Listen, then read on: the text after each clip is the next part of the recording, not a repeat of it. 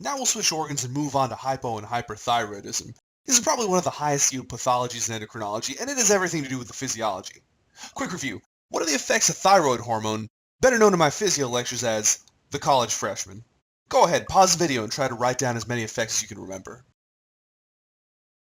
So, most of these actually fall under two different categories. T3 and T4, the college freshmen, have insane amounts of energy as a result of their beta adrenergic activity, which increases their heart rate and their subjective feeling of energy.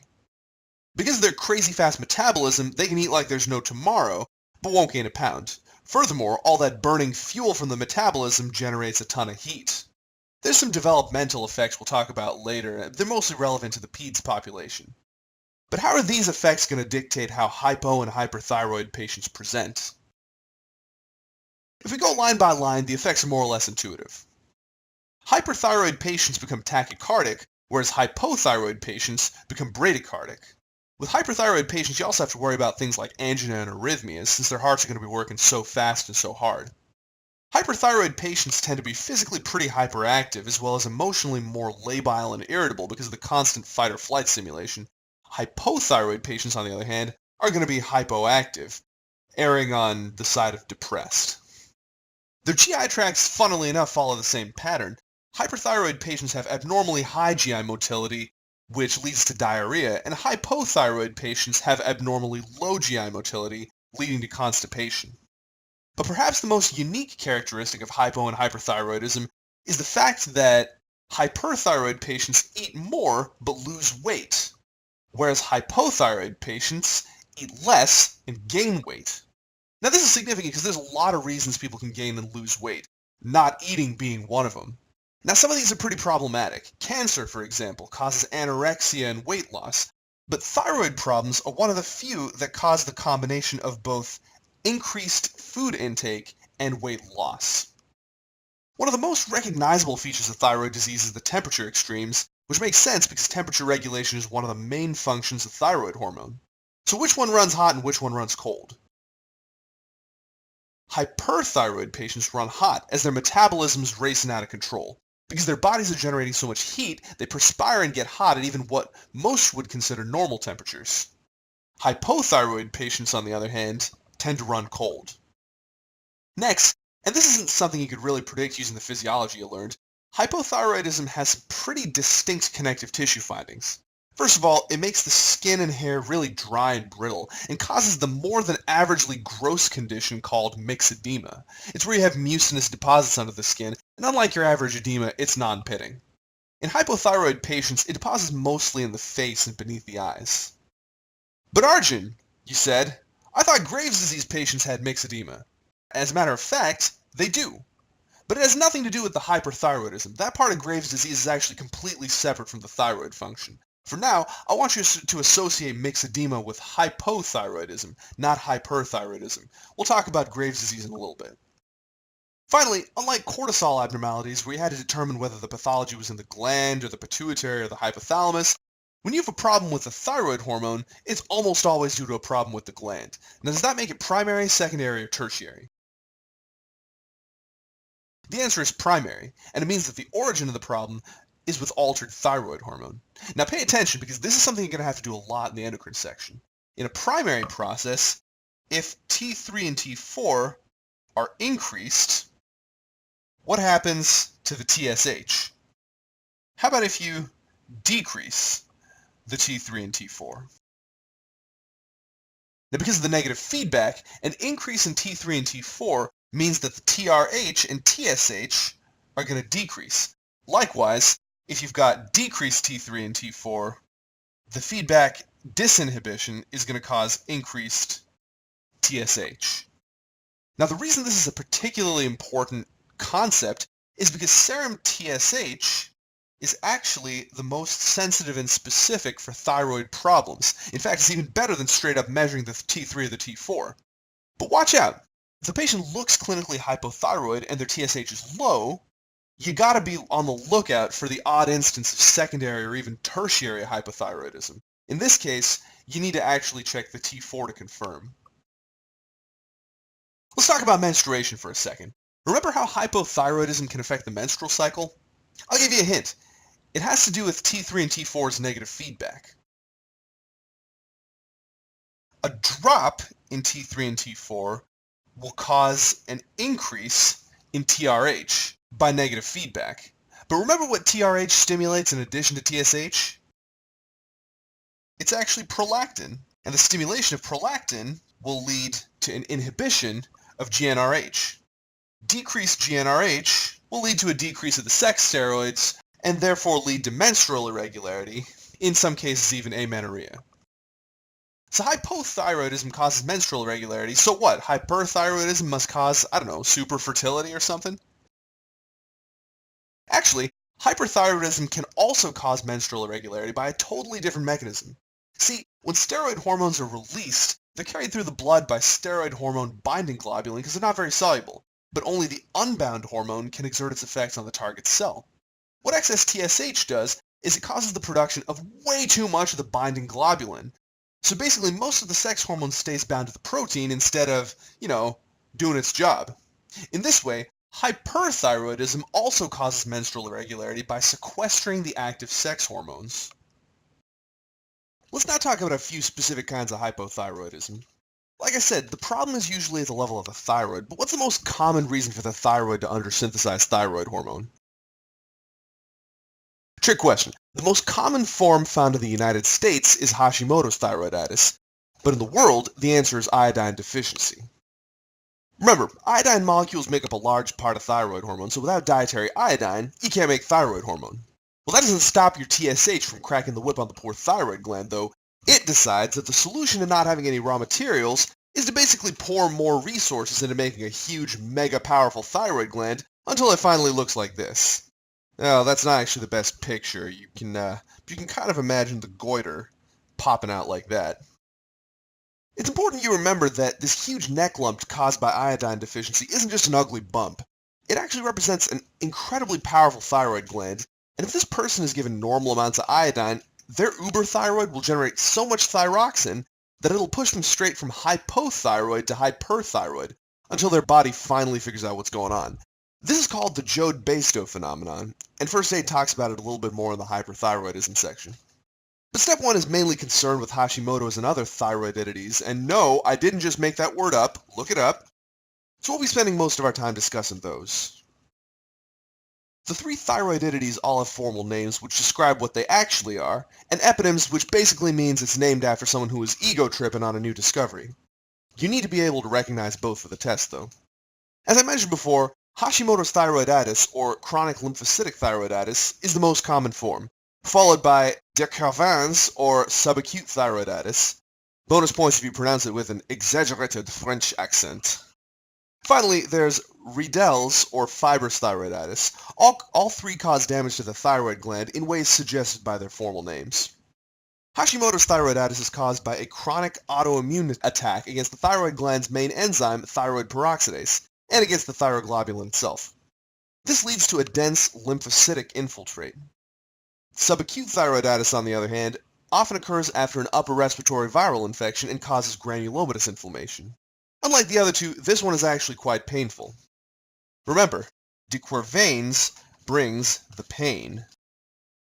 Riedel's thyroiditis is caused by a fibrotic condition known as Ig4-related systemic disease. It causes fibrosis of the thyroid gland that not only makes the thyroid rock hard and fibrotic, but also causes nearby structures to fibrose as well, which isn't great because, as you may recall, there are a lot of important structures in the neck. All 3 can cause palpable swelling, though that's not always the case. Riedel's thyroiditis can cause slow, progressive hypothyroidism, but the other 2 often cause such aggressive destruction of the gland that they basically rupture all the follicles and release all the stored thyroid hormone at once. Now this can cause transient hyperthyroidism that soon gives way to hypothyroidism once the excess hormone is cleared and the thyroid gland can't make anymore. But here's the big difference. Hashimoto's thyroiditis keeps getting worse and worse until the whole gland's completely atrophied, whereas subacute thyroiditis will get better over a period of months. A couple more words about Hashimoto's thyroiditis, because this is the one that comes up most often. Now, the histology is kind of interesting because it's not just lymphocytic infiltration. You've actually got legit germinal centers in here as well, like right here and right here. as well as something called Hürthle cells, which you seriously just have to remember by name. Now, whether or not this is related, people who develop Hashimoto's thyroiditis have a significantly increased risk of developing non-Hodgkin's lymphoma. Final bit of trivia, it's associated with the HLA-DR5 antigen. Anyone know which other disease is associated with that specific MHC molecule? The answer is pernicious anemia. You can review the HLA antigens in the immunology section of first aid. They're a serious pain to remember, but seriously don't put it off. Just flashcard it consistently and you'll get it after a while. Now the last type of hypothyroidism I want to talk about is congenital hypothyroidism, also known as cretinism by mean people. Like with most kinds of hypothyroidism, congenital hypothyroidism is most often caused by maternal iodine deficiency worldwide, but in the US, it's most commonly caused by a fetal thyroid abnormality. Do you know the mnemonic for the symptoms caused by congenital hypothyroidism? Well, before you hit up the mnemonic, you have to know the two most apparent symptoms at birth: hypotonia and jaundice. The mnemonic, the 6 Ps, refers to the constellation of symptoms present in very severe hypothyroidism: pot-bellied, protruding umbilicus, and a protruding tongue. They're also pale and puffy-faced, with, most importantly, poor brain development. Now, they may not present with all these symptoms immediately, but if thyroid hormone isn't screened for example in a developing country, they may continue to develop these symptoms over a period of months. And that wraps it up for hypothyroidism. We're going to move on to types of hyperthyroidism after this, but before we do, let's do a flash quiz. Alright everyone, it's time to play Name That Disease. Name the disease process that leads to granulomatous inflammation of the thyroid gland. The answer is de Quervain's or subacute thyroiditis. Remember, the clinical pearls for this disease are granulomatous inflammation, painful, and it gets better. Hyperthyroidism has fewer causes than hypothyroidism, and the most important one by far is Graves' disease. Graves' disease, like Hashimoto's thyroiditis, is also autoimmune, but these antibodies are specific to the TSH receptor. Now the wacky thing is, these antibodies don't destroy the thyroid gland, they're actually close enough mimics of TSH to be recognized by the receptor and stimulate the synthesis of thyroid globulin and thyroid hormone. So the whole gland gets diffusely enlarged and starts hypersecreting T3 and T4. Now here's where things get really crazy. The Graves' autoantibodies can also target certain pockets of connective tissue, specifically the extraocular muscles and the skin that directly overlies the shins. They go on to induce mucinous deposition, much like you'd see in hypothyroidism, but by a totally different mechanism. Myxedema of the shins is known as pretibial myxedema, and it's worth noting that this is a non-pitting edema, meaning that if you poke the skin, it doesn't leave an imprint like a Tempur-Pedic mattress. The deposition in the extraocular muscles leads to the most noticeable symptom of Graves' disease, exophthalmos. Literally, the extraocular muscles get so buff that they push your eyeball straight out of your socket until you look like this. Exophthalmos is an extremely high-yield buzzword for Graves' disease, but you have to remember, the exophthalmos is not a symptom of hyperthyroidism. It's a completely separate disease process that's related to the Graves' autoantibodies. Last couple things about Graves' disease. It shares more in common with Hashimoto's thyroiditis than you might think. For starters, they're both autoimmune, so which population do they preferentially target? The answer is women, especially in young to middle age. What's more, because autoimmune disease as a category is prone to genetic predisposition, having a family member with Hashimoto's can put you at risk for developing Graves, and vice versa. Finally, Graves' disease can present at any time, but it shows a slight tendency to pop up during times of stress. Now, Graves can be treated either medically or surgically, which we'll go over in a moment, but it's not usually an emergency. When stuff gets really out of hand is when you've got a patient whose thyroid levels are inadequately managed that at the same time hits a period of illness or high stress. Then you get the ICU version of hyperthyroidism called thyroid storm. Since thyroid hormone is responsible for increasing metabolism, what physical finding are you definitely going to see in these patients? High fever, right? But the really lethal consequences come from the fact that T3 and T4 increase the body's sensitivity to beta-adrenergic stimulation, basically giving you a sympathetic overload. Now how's this different to what you'd see in a pheochromocytoma patient? Remember, pheos actually increase the catecholamine synthesis, which will go on to hit both the alpha and beta-adrenergic receptors. And thyroid hormone? That actually only increases beta-adrenergic sensitivity, so you're actually not going to see hypertension. What the beta receptors do affect is the heart, and in thyroid storm, That ends up being the most lethal consequence, tachyarrhythmias from excess sympathetic stimulation.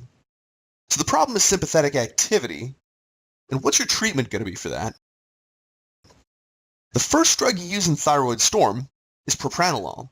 The beta blocker will give your heart a little bit of a break after all it's been through. Now the next thing you want to do is address the thyroid issue itself with propylthiouracil, an antithyroid drug that can be used for either maintaining thyroid suppression long-term or bridging the patient until they can get their thyroid removed. Finally, prednisone is used to decrease the peripheral conversion from T4 to the more active T3, a cool effect of prednisone that you definitely don't need to memorize. So, if you see a guy with heat intolerance and weight loss who looks like Igor from Young Frankenstein, you can be pretty sure it's Graves' disease, right? Sure you can, but what if the patient doesn't have exophthalmos? It could be a number of other things, and the most important alternate cause of hypothyroidism that you need to know is the toxic thyroid adenoma. Unlike Graves' disease, which is diffusely enlarged on palpation, a thyroid adenoma can often be felt as a palpable lump on the thyroid. And as we mentioned, thyroid adenomas are never associated with exophthalmos or pretibial edema, whereas Graves' disease often is.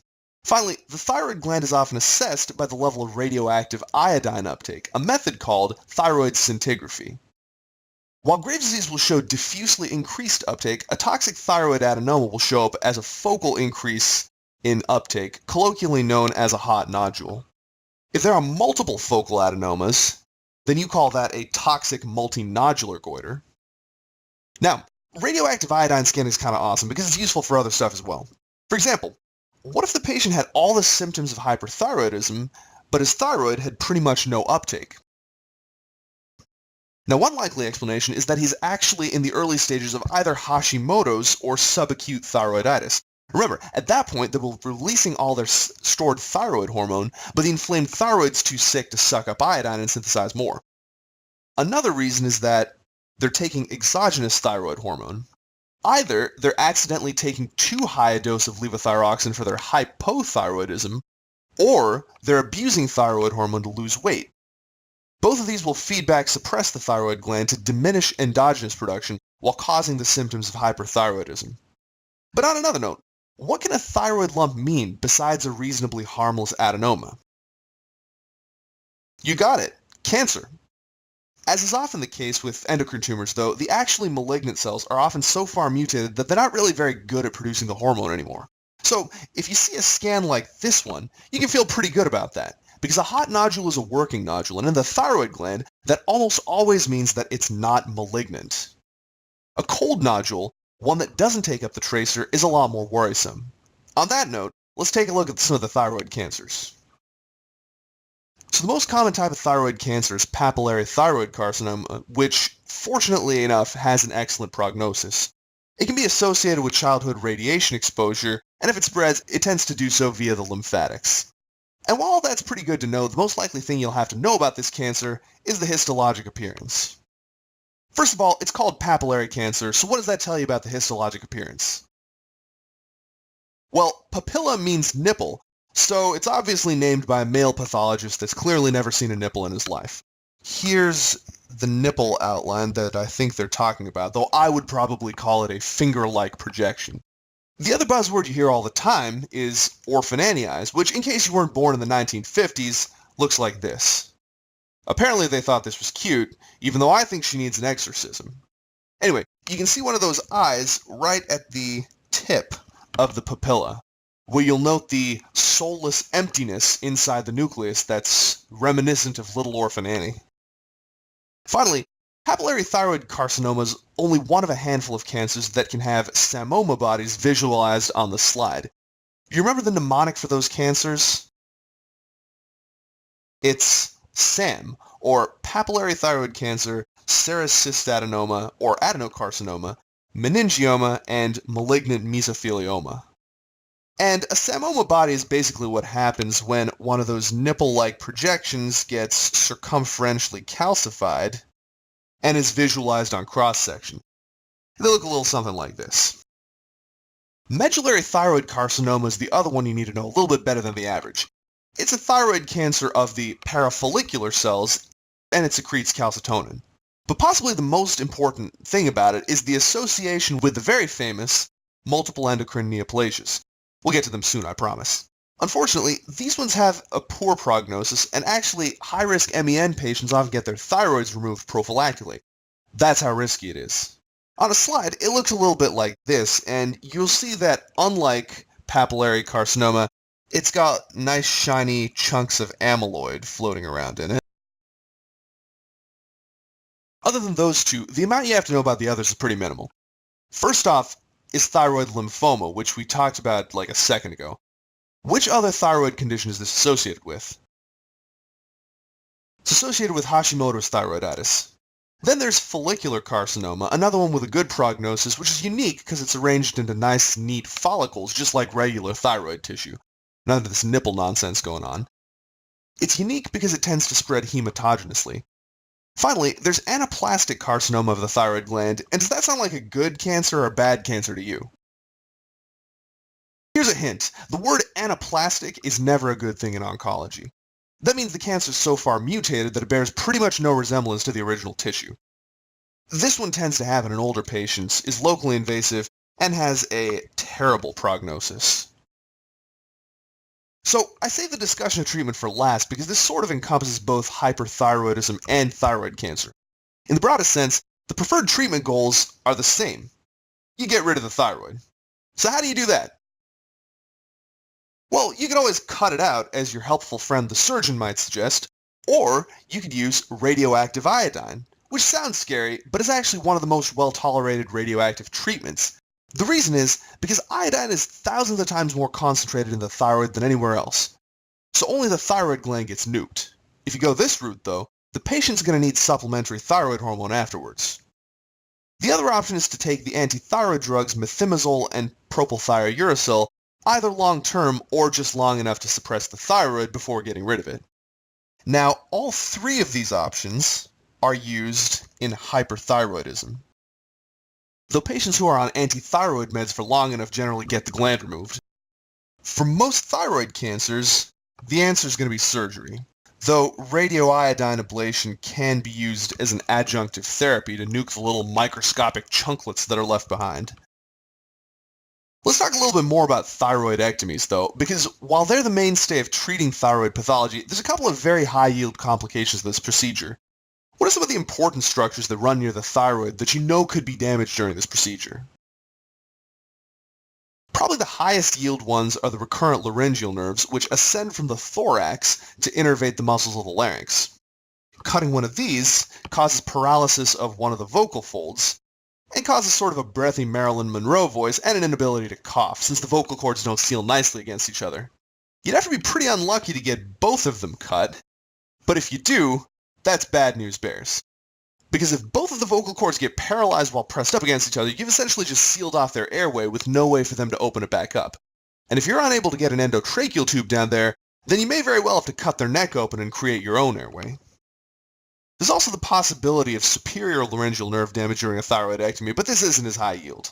Now, what's another fun structure that sits directly on the thyroid itself? Parathyroids, of course. And what electrolyte abnormalities would parathyroid damage cause?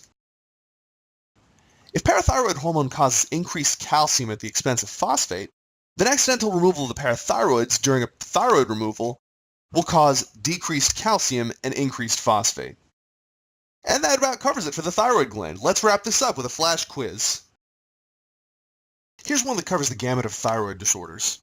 A patient complains of increased appetite, weight loss, increased sweating, palpitations, diarrhea, heat intolerance.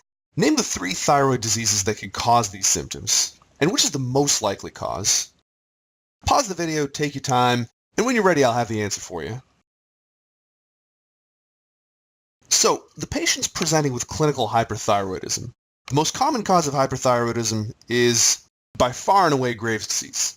But a toxic multinodular goiter or thyroid adenoma would also be a pretty common cause. Thyroid malignancies don't usually secrete thyroid hormones. If you put that, shame on you. The Jode-Basedow phenomenon, which most of you already forgot, I'm sure, is another reason for someone to become hyperthyroid. That's when someone who's been iodine deficient for a while grows a huge hyperfunctioning goiter, so that when they finally get the iodine they need, their megathyroid cranks out way too much thyroid hormone before it eventually learns to shrink down a bit. Finally, remember that the inflammatory thyroidities, Hashimoto's and subacute thyroiditis, can present with hyperthyroidism early in the course of the disease, but not Rydell's. Now that's it for the thyroid gland. Now we're going to take a quick trip to the dark side of the thyroid gland and explore some of the pathologies of the parathyroids.